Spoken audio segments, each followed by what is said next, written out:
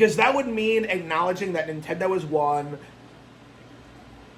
that the Pokemon Company has won, that like they're bigger than Dragon Quest, they're bigger than fucking Ultima, they're bigger than D&D, and there's just this weird like cultural resistance to the idea.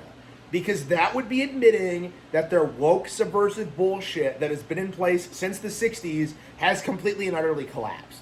Like that's the reality behind this. Like that's the issue that these Westerners are having when it comes to going up against Japanese media. Like if you take away the fact that like characters like Mickey Mouse have been around forever, like these characters have no cultural relevancy at all. Like Superman has no cultural relevancy. Like most people can't even name like a single Superman story. Most people like, whoa, who are the bad guys in Superman? Like most people can name Lex Luthor, but nobody else. Like even figures like Doomsday and like General Zod aren't even like that relevant. Like who even are like Zod's like associates in the movie? Like Superman 2. Like who remembers their names? Like that's how irrelevant the Superman mythos actually is. How irrelevant Star Wars is.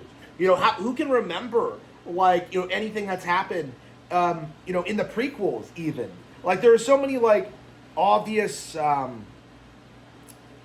it's so remarkable how bad the prequels are and how so many people are like religiously defending them, while like Pokemon was like becoming big around the same time, maintained its relevancy, became bigger than ever, and yet people like write that off. It's embarrassing, and it has been for a long time.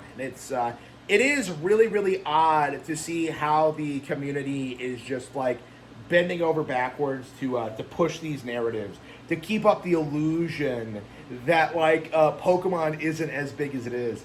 Like I'm very, very interested in seeing at what point it becomes undeniable.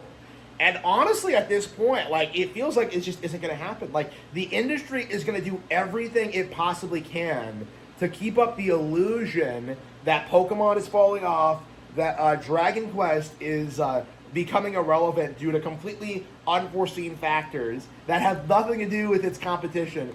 And they just aren't willing to face the truth that Nintendo destroyed their primary competition. This is the end result of abandoning Nintendo and developing your titles as PlayStation exclusives.